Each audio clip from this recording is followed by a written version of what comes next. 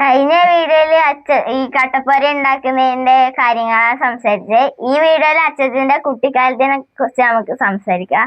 അച്ഛന്റെ പണ്ടില്ല വീട് എവിടെയാ? അച്ഛൻ്റെ പണ്ടില്ല വീട് പെരിങ്ങാരാണ്. പെരിങ്ങാരക്കൂലത്തിന്റെ പരിസരത്ത് പുഴക്കര. എന്താ പുഴക്കരയാക്കാനുള്ള കാരണം? പുഴക്കര എന്ന് പറഞ്ഞാല് മുമ്പേ ഈ ബോട്ട് സൗകര്യം ഇതെല്ലാം അന്നേരം റോഡൊന്നുമില്ല. നാട്ടില് റോഡ് കുറവാണ്. അന്നേരം ബോട്ട് സർവീസാണ് ഉള്ളത്. 5-8 ബോട്ട് ഉണ്ടായിരുന്നു. കുറെ സർവീസ് ഉണ്ടാവും. അപ്പൊ അതിന് പൈസ കൊടുക്കണം? ആ ബോട്ട് സർവീസിന് പൈസ കൊടുക്കണം. എല്ലാവർക്കും പൈസ കൊടുക്കണ്ടേ? അതിനെണ്ണ അടിക്കണ്ടേ?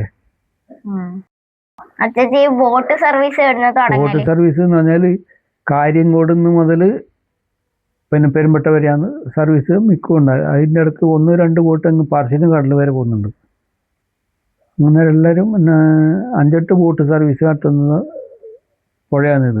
എന്നാലും എല്ലാവരും അക്കരെ ഇക്കരയില്ല ആൾക്കാരെല്ലാം നീലേശ്വരം അവിടെയെല്ലാം പോകണമെങ്കിൽ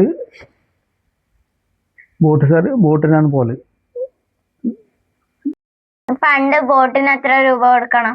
ബോട്ടിന് അതായത് രൂപയെന്നല്ല, 1 രൂപയൊക്കെയാണ് ഒരുപാട് പോകണം.